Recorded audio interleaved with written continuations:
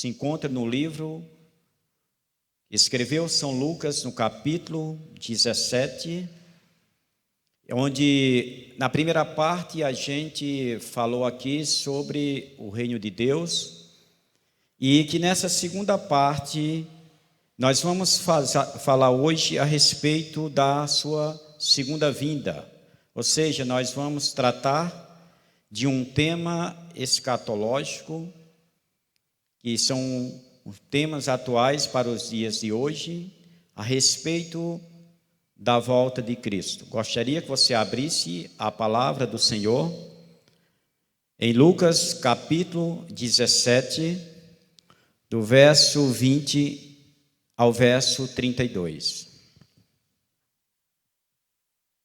E que diz assim o texto, verso 20. Interrogado pelos fariseus sobre quando viria o reino de Deus, Jesus lhes respondeu: não vem o reino de Deus com visível aparência, nem dirão ele aqui ou lá está, porque o reino de Deus está dentro de vós. A seguir dirigiu-se aos seus discípulos: virá o tempo em que desejareis ver um dos dias do Filho do Homem, não vereis. E vos dirão, ei-lo aqui ou lá está, não vades nem o sigas. Porque assim como o relâmpago fuzilando brilha de uma a outra extremidade do céu, assim será no seu dia o Filho do Homem. Mas importa que primeiro ele padeça muitas coisas e seja rejeitado por essa geração. Assim como foi nos dias de Noé, será também nos dias do Filho do Homem. Comiam, bebiam, casavam e davam-se em casamento, até o dia em que Noé entrou na arca e veio o dilúvio e destruiu a todos. O mesmo aconteceu nos dias de Ló. Comiam, bebiam, compravam, vendiam, plantavam e edificavam. Mas no dia em que Ló saiu de Sodoma, choveu do céu fogo e enxofre e destruiu a todos. Assim será no dia em que o Filho do Homem se manifestar. Naquele dia, quem estiver no eirado e tiver os seus bens em casa, não desça para tirá-los. E de igual modo, quem estiver no campo, não volte para trás. Lembrai-vos da mulher de Ló. Esse é o texto que nós vamos tratar hoje à noite. No início do verso 20 ao verso 25, Jesus tratou do reino de Deus. Quando os fariseus o interrogavam e procurando, questionaram a respeito da vinda do reino de Deus, e Jesus chega para eles e diz que o reino de Deus era um reino espiritual e que não dependia de nenhuma região geográfica, por ser um reino espiritual. E ao mesmo tempo Jesus chega para eles e diz que o reino de Deus está dentro de vós. Ou seja, o reino de Deus estaria dentro daqueles que o aceitaria como Senhor e Salvador. E agora no verso 26, Jesus começa a tratar de um tema a respeito da sua segunda vinda, ou seja, de um tema escatológico, aonde Jesus vai mostrar para seus discípulos, aonde ele começa fazendo um alerta. E nessa alerta ele faz uma alusão a três personagens do Antigo Testamento, que eram Noé, Ló e a mulher de Ló. E interessante, meus irmãos, é que Jesus, ao fazer essa alusão, assim como foi nos dias de Noé, será nos dias do Filho do Homem. Comiam, bebiam, casavam e davam-se em casamento. Interessante é que Jesus aqui em nenhum momento ele disse para os discípulos que os dias de Noé eram dias violentos. Em nenhum momento ele diz para os discípulos que os dias de Noé eram os dias corruptos, onde a humanidade estava corrupta. Em nenhum momento ele diz que Noé era o único justo. Em nenhum momento ele diz que tinha se arrependido de criar o homem. Como ele disse para Noé no capítulo 6 do livro de Gênesis. Mas aqui para os discípulos, simplesmente ele está falando de algo básico, de algo que nós vivemos no dia a dia, no nosso cotidiano. Ele está falando aqui de uma vida simples, de algo simples que viveram nos dias de Noé e que também vivemos também nos dias de hoje. Que mal há nisso, em comer, beber, casar e dar-se em casamento? Nenhum mal. São coisas do cotidiano. É aquilo que vivemos no dia a dia. O que Jesus está querendo alertar aqui para os discípulos e para a sua igreja é que os dias de Noé, o povo era incrédulo. É que nos dias de Noé, eles não estavam preocupados com o dilúvio. É que nos dias de Noé, eles não estavam preocupados com a palavra profética que tinha sido pregada. É que nos dias de Noé, eles estavam vivendo para si mesmos. Eles não estavam preocupados com amanhã. Quando nós trazemos isso para os dias de hoje, a gente também pode ver que as pessoas não estão preocupadas com a volta de Cristo. As pessoas também não estão preocupadas com o dia de amanhã, com os flagelos apocalípticos revelados no capítulo 15 e 16 do Apocalipse. As pessoas não estão também preocupadas com a sua salvação, e nem tampouco as pessoas estão preocupadas com o juízo final. Essa é a realidade da vida que vivemos hoje.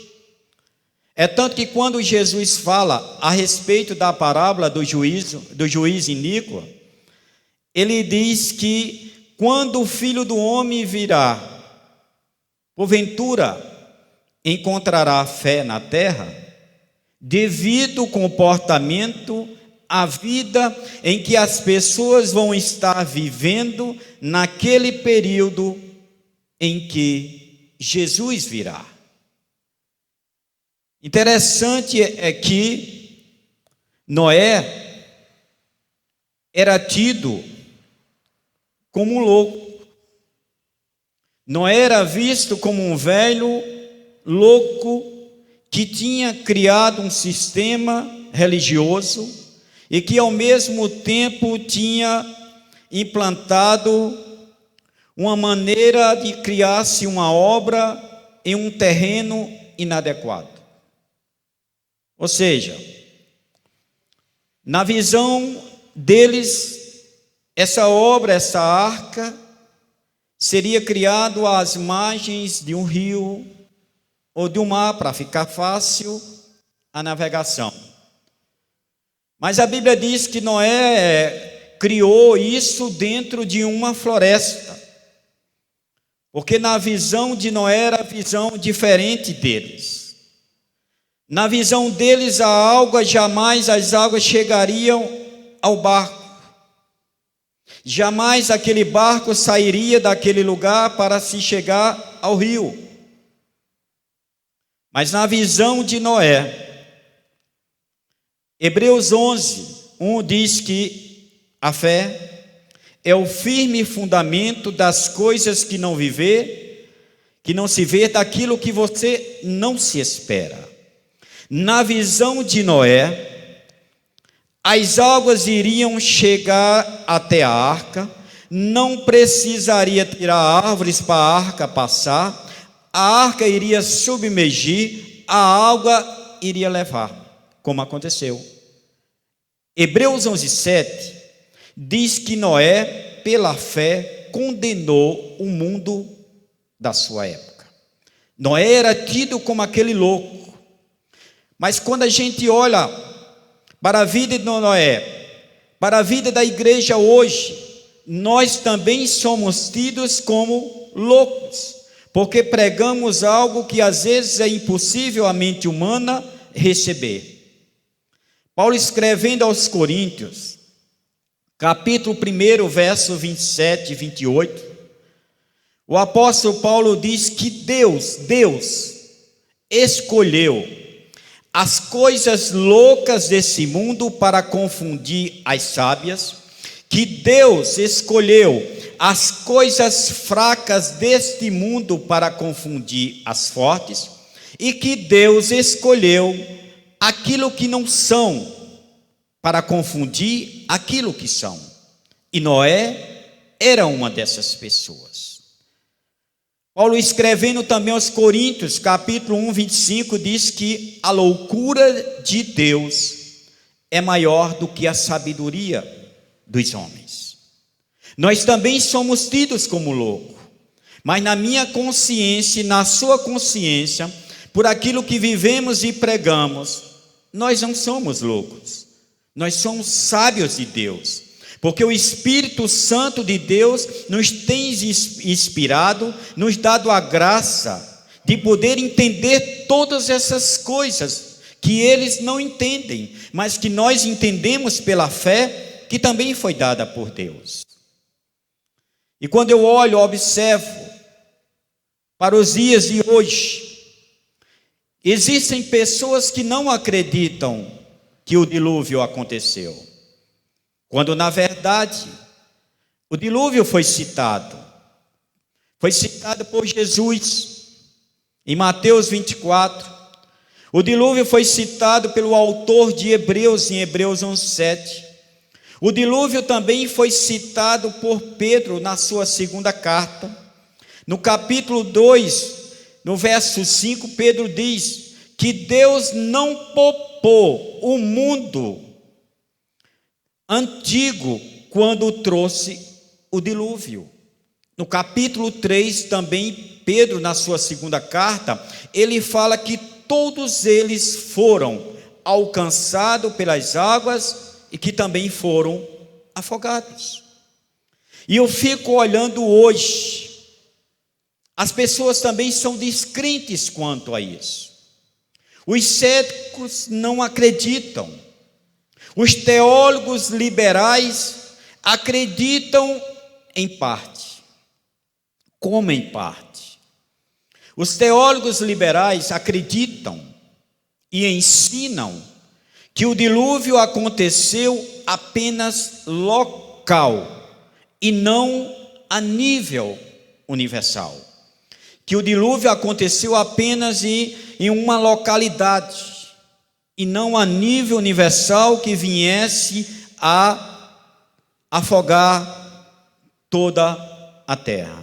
Mas quando você vai para a palavra de Deus, no livro de Gênesis, capítulo 7, do verso 18 ao 22, você vai ver que Moisés, quando escreveu o livro do Gênesis, ele tratando desse assunto, ele diz que todos os montes daquela época foram cobertos pelas águas, que houve uma inundação geral.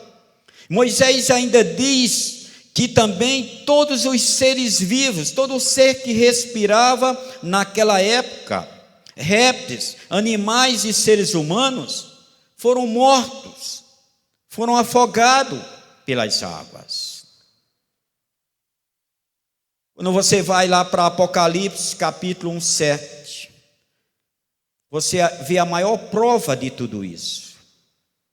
Quando Jesus, falando a respeito da sua vinda, ele diz que o Filho do Homem virá sobre as nuvens, e que todo o olho o verá. Jesus jamais iria falar de algo tão grandioso a respeito da sua vinda para comparar algo universal que todo olho verá, que toda face da terra verá, para uma simples coisa que aconteceu local. Jesus jamais iria falar isso. Então isso prova que os teólogos liberais estão errados. O dilúvio foi universal. Existiu há pouco tempo atrás um alemão chamado Werner Killer. Werner Killer, ele era arqueólogo, era um ateu convicto, e que esse homem ele questionava tudo aquilo que a Bíblia dizia. E por ser arqueólogo, certa vez ele monta uma equipe e parte para as margens do rio Tigre e Eufrates. Chegando lá, ele começa a trabalhar com sua equipe à beira do rio. Mas Deus queria falar para ele, queria provar para ele de outra maneira.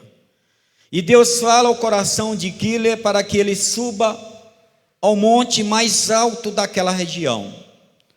E ao subir aquele monte, ele leva a sua equipe e começa a escavar. E depois de 6 metros de escavação de profundidade, eles começam a encontrar restos de animais e restos de pessoas que morreram ali afogados.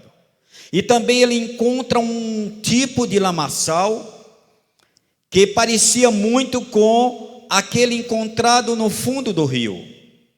E ele pega aquele lamaçal junto com o lamaçal do rio e leva para um laboratório, para se fazer uma pesquisa. E lá, se fazendo a pesquisa, se constatou que aquele mesmo lamaçal encontrado lá em cima do monte era o mesmo lamaçal encontrado no fundo do rio. Então foi quando Killer chegou à conclusão de que jamais, por mais que aquele rio Tigre e Eufrates pudesse transbordar, jamais ele poderia atingir aquele monte. E se realmente aquele monte foi atingido pelas águas, é porque houve uma grande inundação. E se houve uma grande inundação, era o dilúvio. E a Bíblia tinha razão. E aconteceu que pouco tempo depois, aquele homem se converte ao cristianismo. Ele que era um ateu convicto, agora se converte ao cristianismo e escreve um livro que é registrado em mais de 20 idiomas, que tem por título "E a Bíblia tinha razão". Esse livro aqui no Brasil se encontra pela editora Melhoramentos, não sei se já está esgotada a edição dele, já vai na 24ª edição. Você tira por aí, um livro para chegar à 24ª edição, não é um livro qualquer. Então, foi comprovado pela ciência que o dilúvio realmente existiu. Em Mateus 24, capítulo 32 ao 35, Jesus falando a respeito do dilúvio, Jesus começa trazendo a parábola da figueira. E ele diz no verso 34 que não passará essa geração sem que tudo isso aconteça. E ao mesmo tempo ele diz: passará os céus e a terra, mas a minha palavra não há de passar. E ao continuar, Jesus chega a fazer alusão aos dias de Ló. E no verso 37 ele diz: pois assim como foi nos dias de Noé, também será a vinda do Filho do Homem. Porquanto assim como nos dias anterior ao dilúvio, comiam, bebiam, casavam e davam-se em casamento, até o dia em que Noé entrou na arca, e não o perceberam, senão quando veio o dilúvio e os levou a todos. Assim será também a vinda do Filho do Homem. Veja o sentido aqui: e não o perceberam. Eles não perceberam quando Noé entrou na arca. Eles não perceberam quando o dilúvio aconteceu. A mesma coisa será na vinda de Cristo. As pessoas também não vão perceber o dia que Jesus vai voltar, a hora em que Jesus vai voltar, porque a sua própria palavra diz que daquele dia e hora ninguém sabe. Vão ser pegos também de surpresa. Somente a igreja que estará preparada, aguardando a vinda do seu Salvador, é que não será pega de surpresa, mas a humanidade em si será surpreendida com a volta de Cristo. Diz o texto, eles não perceberam. Eu imagino aqui que no início, quando a chuva começa a cair, aquela maravilha, o povo se maravilhando com aquela chuva que descia sobre eles. Passou-se 1 hora, 2 horas, a coisa foi apertando. Um dia, no outro dia, quando eles começaram a perceber que a chuva não dava trégua e começou a invadir as casas, começou a correria para os montes, para poder escapar.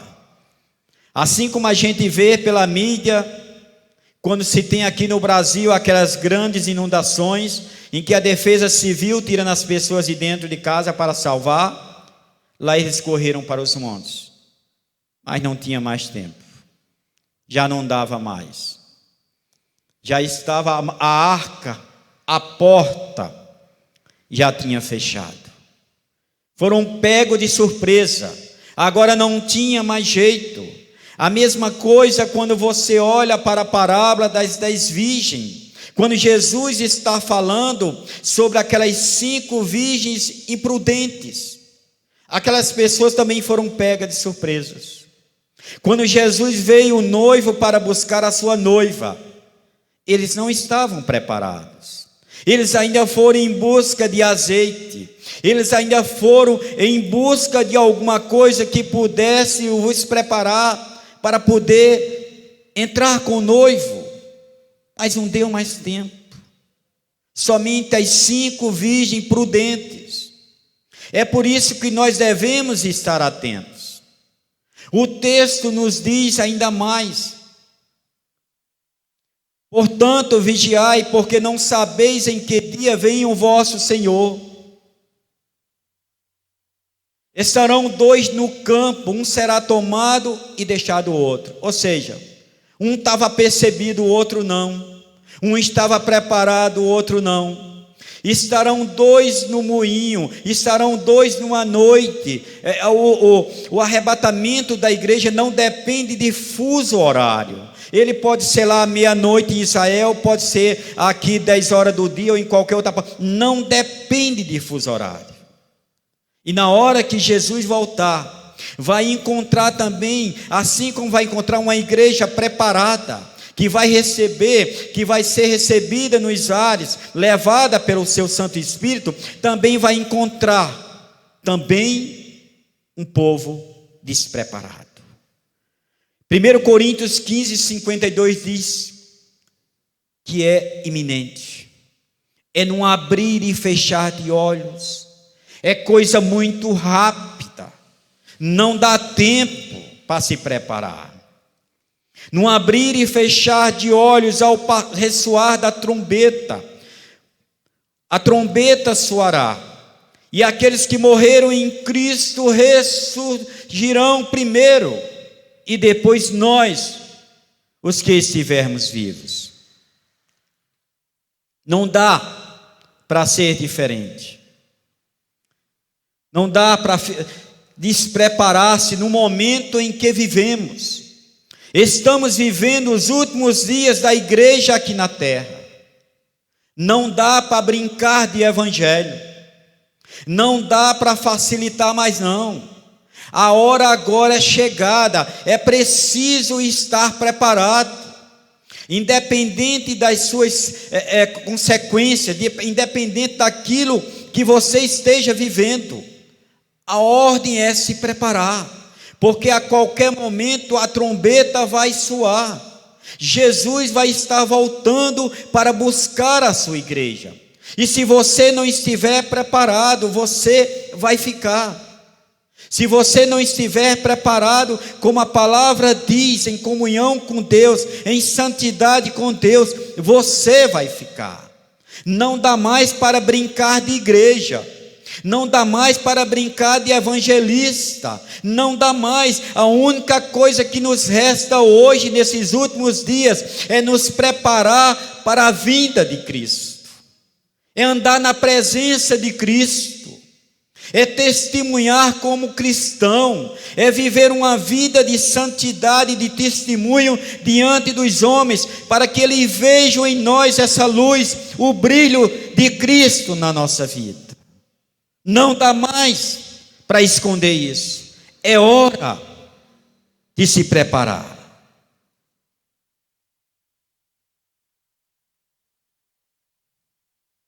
Também podemos dizer que assim como existiu nos dias de Noé escarnecedores, que escarneciam da palavra de Noé, que escarneciam da palavra de Deus, hoje também não é diferente.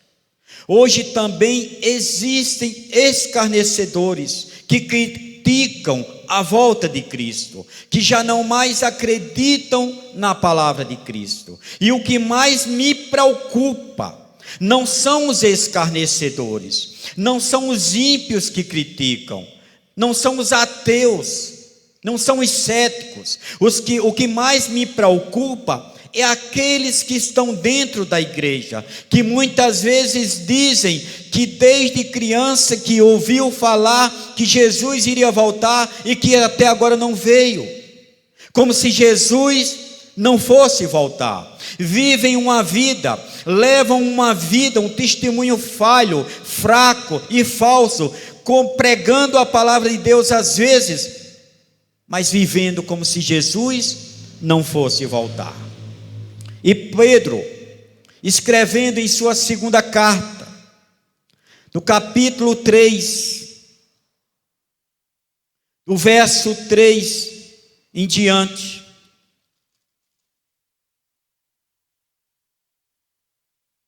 Pedro fala sobre esse problema. E Pedro diz, no verso 3, tendo em conta, antes de tudo, que nos últimos dias virão escarnecedores com os seus escárnios, andando segundo as próprias paixões, e dizendo: onde está a promessa da sua vinda? Quantas vezes a gente não já ouviu isso? Quantas vezes nós não temos visto isso?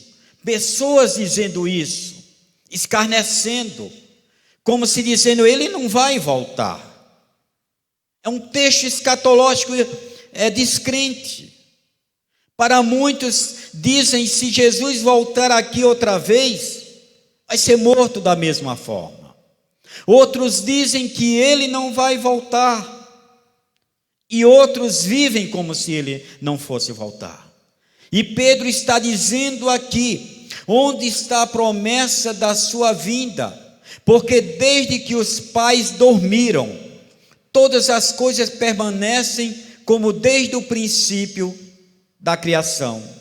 Isso é uma frase de filho de crente, que ouviu isso na sua casa, que ouviu isso dentro da igreja, cresceu dentro da igreja ouvindo, aprendendo a palavra de Deus, e que hoje escarnece, como se Jesus não fosse voltar, ou como se Jesus se demorasse a voltar, quando na verdade Jesus não depende de ninguém, do tempo de ninguém.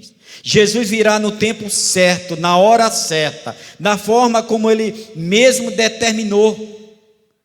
Não porque queira agradar fulano e cicrano, mas Ele vai vir no tempo ideal, no tempo certo. E Pedro ainda diz mais. No versos 5 e 6, ele mostra um modelo, um exemplo daquelas mesmas pessoas que também não acreditavam no dilúvio, nos dias de Noé. E ele diz: porque deliberadamente esquecem eles que de longo tempo houve céus, bem como terra, a qual surgiu da água, e através da água pela palavra de Deus, pela qual veio a perecer o mundo daquele tempo, afogado em água. Todos aqueles que são incrédulos, descrentes, que criticam, escarnecem, se esquecem do passado, daquilo que aconteceu lá, daquilo que foi real. E Pedro ainda diz, trazendo à mente, esclarecendo para a geração da nossa época, para os escarnecedores da nossa época: todavia uma coisa, amados, que não deveis esquecer, que para o Senhor um dia é como 1000 anos, e 1000 anos como um dia. Deus é eterno, Deus não está preocupado com o calendário. O calendário de Deus é um calendário eterno, é espiritual, não depende das circunstâncias daqui da nossa vida, nem da nossa terra. E ele ainda diz no verso 9, tranquilizando, trazendo a sua igreja, porque aqui ele está falando agora para a sua igreja. E Pedro diz no verso 9: não retarda o Senhor a sua promessa, como alguns a julgam demorada. Pelo contrário, Ele é longânimo para convosco, ou seja, Ele é generoso para com vocês. Ele está aqui falando agora diretamente para a igreja. Ele não está mandando uma segunda carta aqui para ímpio, Ele está mandando para a igreja. Ele está dizendo que Jesus ainda não veio, porque Ele é longânimo, porque Ele é bondoso, porque Ele é misericordioso, porque Ele se preocupa com a sua igreja, Ele se preocupa com o seu povo, e Ele não quer vir na hora que você não esteja preparado. Ele está dizendo aqui que Ele não quer que nenhum pereça, mas que todos cheguem ao arrependimento. Jesus está vendo que a sua igreja precisa se preparar. Jesus está vendo que a sua igreja precisa voltar às suas origens, à sua identidade. É por isso que ele está dizendo que não quer que nenhum se perca. Ele não está preocupado com o mundo, ele não está preocupado com o ímpio, nem com o incrédulo, não. Ele está falando aqui, Ele é longânimo para convosco. É para comigo e para com você. É para com aquele que está desviado. É para com aquele que está afastado dos caminhos do Senhor, mas que um dia foi ovelha e continua sendo ovelha, mesmo ferida e desviada, mas que ele espera que volte ao seu aprisco, que volte para a sua casa. Essa é a vontade, esse é o motivo porque Cristo ainda não voltou para buscar a sua igreja. Mas eu quero dizer para você, em pouco tempo Ele vai voltar. Que em breve Jesus vai voltar para buscar a sua igreja. No verso 27, ele ainda diz: Noé, até o dia em que Noé entrou na arca, e veio o dilúvio e destruiu a todos. Aí o verso 30 ele diz: assim será no dia em que o Filho do Homem se manifestar.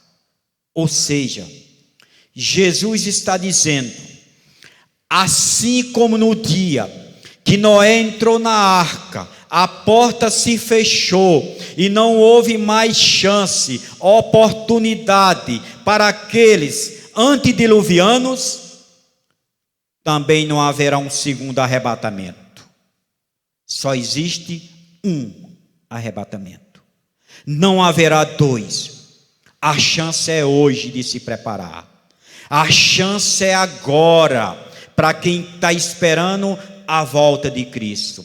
Quem estiver pensando que Jesus vai voltar, vai levar a sua igreja e depois ele terá uma chance, isso não vai acontecer. Não haverá segunda chance. Assim como não houve nos dias de Noé, Jesus está dizendo no verso 30, assim será no dia em que o Filho do Homem se manifestar. Irmãos, a hora é agora, o momento é agora, não dá para vacilar, não dá para seguir de qualquer jeito. Nós devemos agora nos preparar, olhar para os céus, louvar e adorar a Deus e viver uma vida de santidade.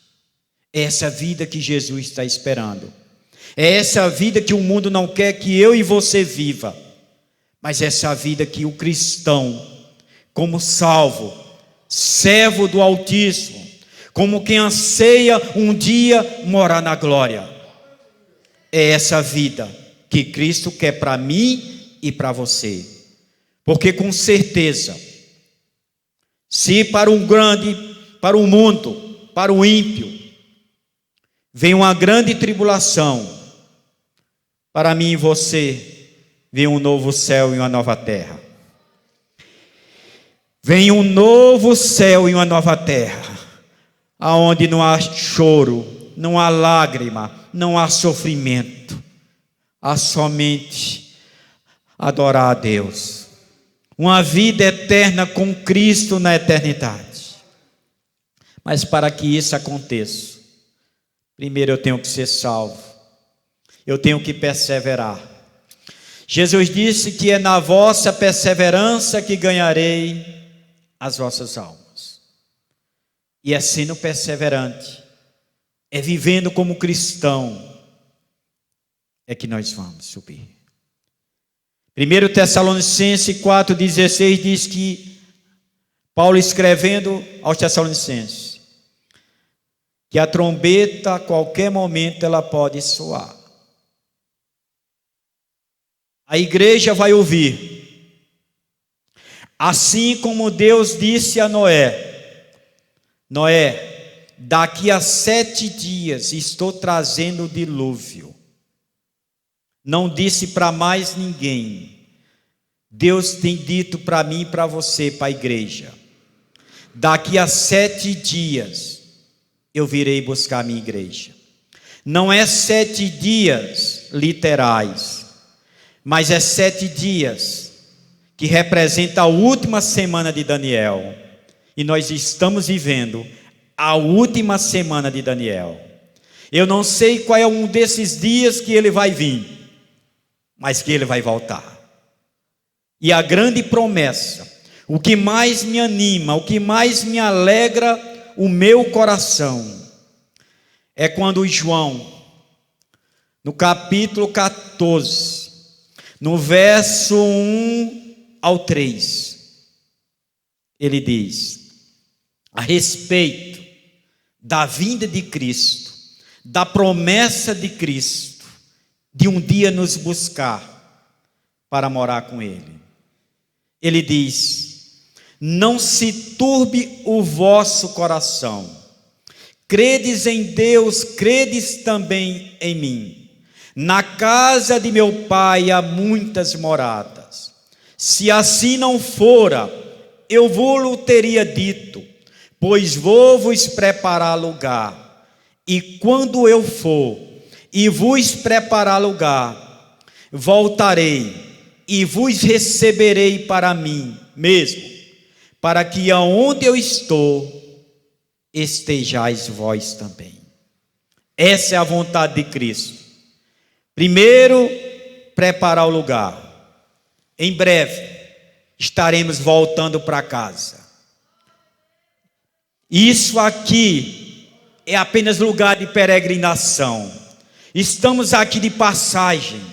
Estamos aqui por um momento. A nossa casa é a casa mais linda do mundo. É a casa mais perfeita do mundo, que nenhum arquiteto humano poderia construir, mas que já está construída nos céus, para a honra e glória do nome de Jesus. E em breve estaremos lá, para a glória de Deus. Que Deus abençoe a minha vida e a sua vida, em nome de Jesus.